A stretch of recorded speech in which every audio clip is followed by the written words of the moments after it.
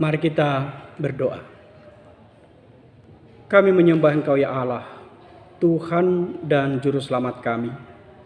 Kami mengagungkan dan membesarkan-Mu, Bapa yang baik, yang senantiasa berkenan akan hidup kami dan memberkati kami, yang memelihara hidup kami. Tuhan, kami rindu akan firman-Mu. Berbicaralah kepada kami. Penuhi kami dengan Roh Kudus-Mu, agar kami mampu memahami kebenaran firman Tuhan. Ya Allah, jadikanlah hati kami menjadi tanah yang subur, agar benih firman Tuhan bertumbuh dan berbuah dalam kehidupan kami. Di dalam Yesus Kristus kami berdoa. Amin. Bapak Ibu yang terkasih dalam Yesus Kristus, firman Tuhan yang menyapa kita dalam ibadah kita minggu ini diambil dari Injil Matius pasal 22 ayat 34 sampai 46. Demikian pembacaan firman Tuhan. Hukum yang terutama. Ketika orang-orang Farisi mendengar bahwa Yesus telah membuat orang-orang Saduki itu bungkam, berkumpullah mereka. Dan seorang dari mereka, seorang ahli Taurat, bertanya untuk mencobai dia, "Guru, hukum manakah yang terutama dalam hukum Taurat?" Jawab Yesus kepadanya, "Kasihilah Tuhan Allahmu dengan segenap hatimu, dan dengan segenap jiwamu, dan dengan segenap akal budimu. Itulah hukum yang terutama dan yang pertama. Dan hukum yang kedua yang sama dengan itu ialah, kasihilah sesamamu manusia seperti dirimu sendiri. Pada kedua hukum inilah tergantung seluruh hukum Taurat dan kitab para nabi." Hubungan antara Yesus dan Daud. Ketika orang-orang Farisi sedang berkumpul, Yesus bertanya kepada mereka, katanya, "Apakah pendapatmu tentang Mesias? Anak siapakah dia?" Kata mereka kepadanya, "Anak Daud." Katanya kepada mereka, "Jika demikian, bagaimanakah Daud oleh pimpinan roh dapat menyebut dia tuannya ketika ia berkata, 'Tuhan telah berfirman kepada Tuanku, duduklah di sebelah kananku, sampai musuh-musuhmu kutaruh di bawah kakimu.' Jadi, jika Daud menyebut dia tuannya, bagaimana mungkin ia anaknya pula?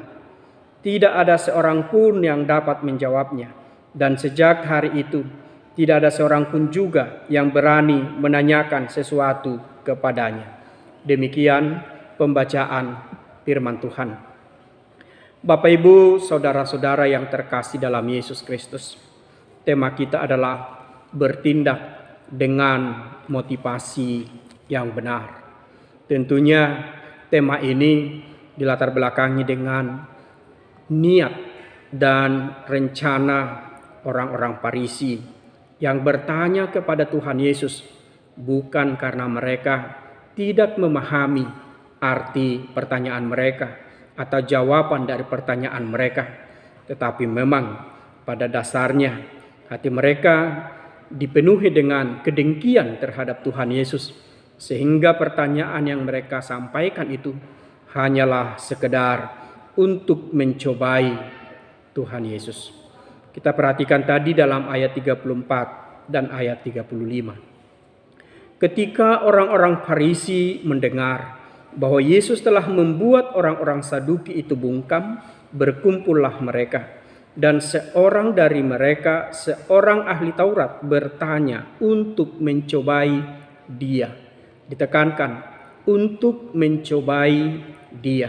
Jadi memang pertanyaan itu telah dipersiapkan, ya, bukan karena ia tidak memahami sesuatu hal, termasuk tentang hukum Taurat. Hanya sebatas mau mencobai Yesus, mau mencari kesalahan Tuhan Yesus, sehingga ada alasan bagi mereka untuk menjerat Tuhan Yesus atau mempersalahkan Tuhan Yesus atas ungkapan dan jawaban yang ia sampaikan. Bapak Ibu yang terkasih dalam Yesus Kristus, pertanyaannya seolah-olah sangat sederhana, tetapi penuh dengan jebakan. Guru, hukum manakah yang terutama dalam hukum Taurat? Tentunya Bagi pemahaman mereka, jika Yesus menjawab salah satu hukum dari ke-10 hukum Taurat itu menjadi hukum yang terutama, itu akan menjadi sebuah perdebatan yang panjang yang akan mereka buat. Sehingga Yesus dapat dipersalahkan dengan jawabannya nanti. Tetapi apa yang disampaikan oleh Tuhan Yesus benar-benar di luar dari konsep dan pemahaman mereka. Yesus tidak menyebutkan salah satu dari hukum Taurat itu sebagai hukum yang terutama. Tetapi Yesus menyimpulkan sebagaimana Tuhan Allah menyerahkan hukum Taurat kepada Musa dalam 2 loh batu. Maka pemahaman dalam 2 loh batu itulah yang Yesus sampaikan kepada ahli Taurat itu. Pada dasarnya, jika dia seorang ahli Taurat, bukankah ia juga harus dan seharusnya telah sungguh paham tentang isi dari hukum Taurat? Tetapi jika di dalam hati telah penuh dengan intrik-intrik untuk mencobai, maka pertanyaan yang dia anggap sangat sulit untuk dijawab, itulah yang ia lontarkan kepada Tuhan Yesus. Guru, hukum manakah dari hukum Taurat itu yang terutama?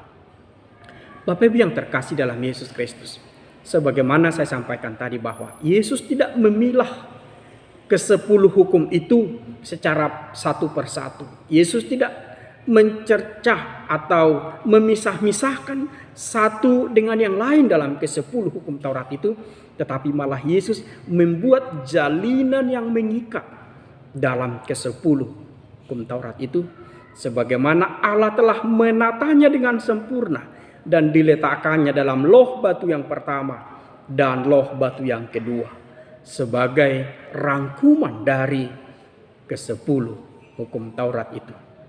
Yang terkasih dalam Yesus Kristus, maka Yesus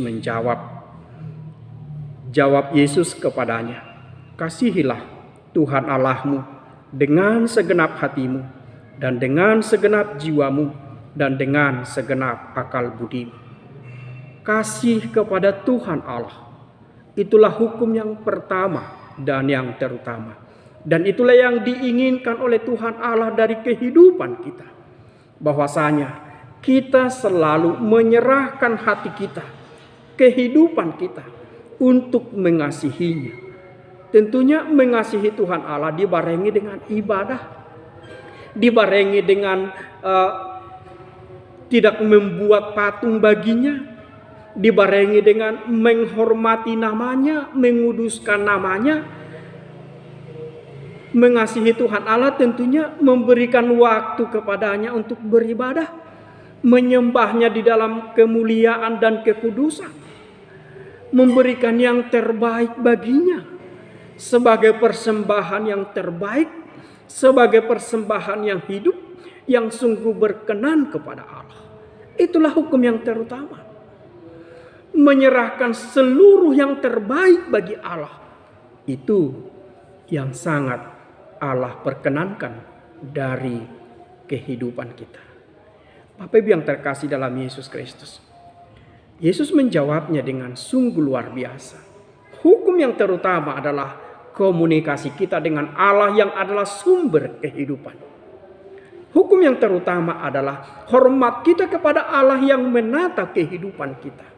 Hukum yang terutama adalah kasih kita kepada Allah yang mengasihi kehidupan kita. Hukum yang terutama adalah kasih kita kepada Allah yang telah menyediakan segala yang terbaik bagi kita. Hukum yang terutama adalah menyembah Allah dan beribadah kepada Allah yang senantiasa rindu untuk disembah dan diagungkan oleh umat yang dikasihinya. Bapak Ibu yang terkasih dalam Yesus Kristus. Dan hukum yang kedua yang sama dengan itu adalah kasihilah sesamamu seperti dirimu sendiri. Kasihilah sesamamu seperti dirimu sendiri. Jika engkau mengasihi tubuhmu, maka perbuat hal sedemikian terhadap sesamamu. Jika engkau mengasihi tubuhmu, menjaganya, merawatnya, maka perbuatlah hal sedemikian terhadap sesamamu. Bapak Ibu yang terkasih dalam Yesus Kristus, bukankah hal itu yang Tuhan Allah aturkan dalam loh batu yang kedua yang Dia sampaikan kepada Musa? Maka setiap orang yang Dia sebut sebagai umat pilihannya, maka pribadi yang mencintai dirinya sendiri sebagai ciptaan Allah yang sempurna, maka ia juga harus mencintai orang lain sebagai pribadi yang diciptakan Allah sempurna. Maka orang yang mencintai dirinya sendiri, mengasihi dirinya sendiri, tidak akan pernah berpikir untuk mencelakai, tidak akan pernah berpikir untuk menjebak, tidak akan pernah berpikir untuk membuat suatu hal yang tidak baik bagi sesamanya. Maka orang yang mencintai dirinya sendiri, orang yang mengasihi dirinya sendiri akan memberikan yang terbaik bagi sesamanya sebagai persembahan kepada Tuhan. Bapak Ibu yang terkasih dalam Yesus Kristus, Yesus bertanya kepada orang-orang Farisi itu, apakah pendapatmu tentang Mesias? Anak siapakah dia?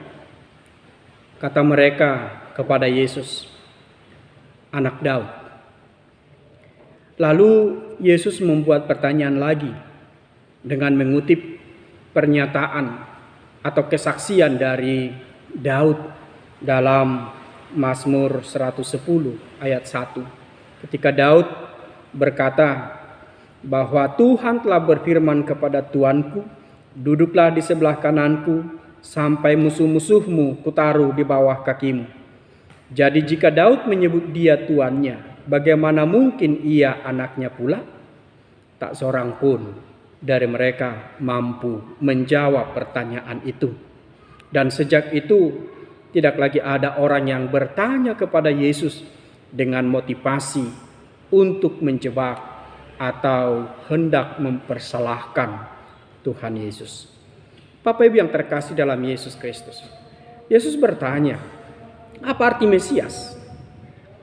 Mesias adalah yang dinanti-nantikan. Nubuatan para nabi yang menubuatkan satu perubahan besar bagi Israel.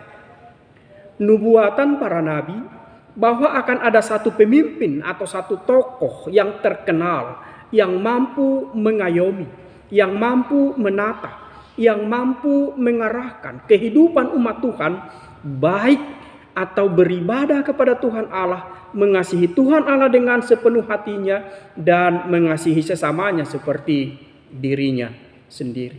Tentunya itu akan terjadi jika tokoh yang dimaksud adalah dipenuhi dengan Roh Allah.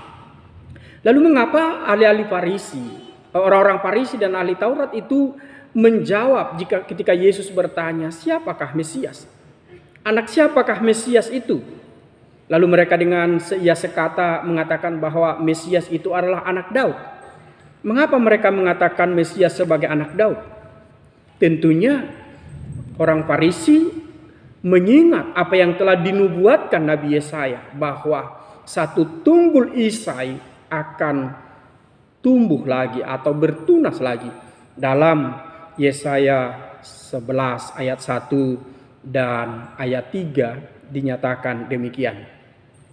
Suatu tunas akan keluar dari tunggul Isai, dan taruk yang akan tumbuh dari pangkalnya akan berbuah. Roh Tuhan akan ada padanya, roh hikmat dan pengertian, roh nasihat dan keperkasaan, roh pengenalan dan takut akan Tuhan. Yang kesenangannya ialah takut akan Tuhan. Ia tidak akan menghakimi dengan sekilas pandang saja atau menjatuhkan keputusan menurut kata orang. Nah, Nabi Yesaya telah menubuatkan satu tokoh, satu pribadi yang akan menata, memimpin kehidupan mereka di dalam takut akan Tuhan, karena roh Tuhan ada padanya.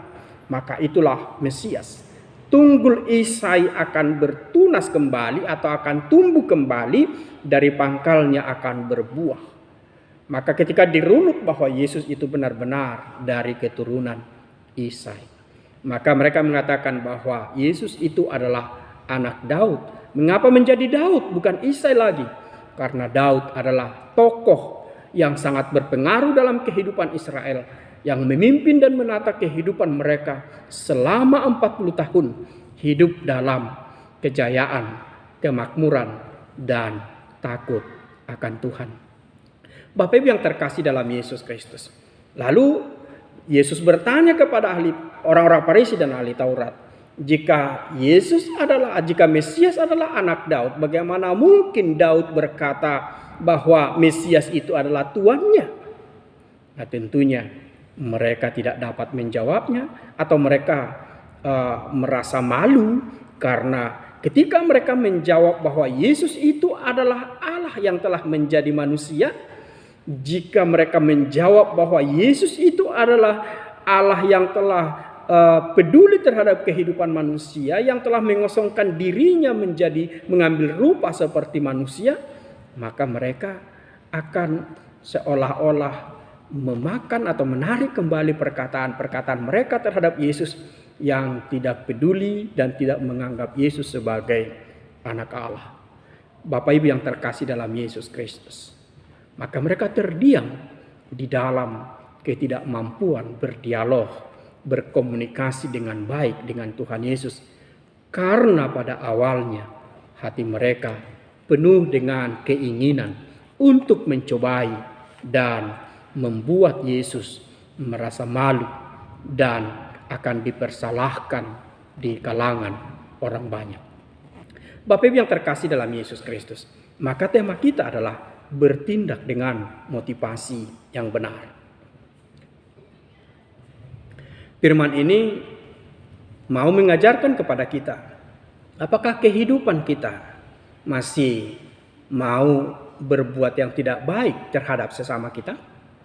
Apakah dalam kehidupan kita masih menginginkan orang lain hidup dalam kesusahan, terlebih dalam situasi sekarang? Tentunya kita diharapkan bahwa kehidupan kita adalah kehidupan yang memberkati, kehidupan yang berdampak, kehidupan yang berpengaruh terhadap orang lain. Oleh karena itu Bapak Ibu yang terkasih dalam Yesus Kristus, tema kita sungguh baik, bertindak dengan motivasi yang benar. Mari kita melihat, tadi ketika ahli Farisi itu bertanya, hukum mana yang terutama? Kasihilah Tuhan Allahmu, kasihilah sesamamu. Maka sebagai pribadi yang telah mengasihi Tuhan Allah dan yang mengasihi sesamanya, maka motivasi kita dalam melakukan segala sesuatu itu adalah berbuat seperti untuk Tuhan dan bukan untuk manusia. Maka segala perbuatan kita adalah perbuatan terbaik, perbuatan yang sungguh menyenangkan bagi Tuhan dan bagi sesama. Tentunya motivasi kita melakukan satu hal, motivasi kita melakukan sebuah pekerjaan itu adalah bukan hanya untuk kepada diri kita sendiri, tetapi kepada Tuhan dan kepada sesama kita yang harus kita kasihi dengan seluruh kehidupan kita dan seperti diri kita sendiri. Dimotivasi mencintai diri sendiri, dimotivasi mengasihi diri sendiri dan melakukannya terhadap sesama, itulah mengarahkan kita, memotivasi kita untuk selalu berbuat yang terbaik terhadap sesama kita. Oleh karena itu, tidak akan pernah ada keinginan yang jahat. Tidak akan pernah ada keinginan yang membuat orang lain berduka, sakit hati, dan lain sebagainya. Terlebih di tengah-tengah kehidupan keluarga.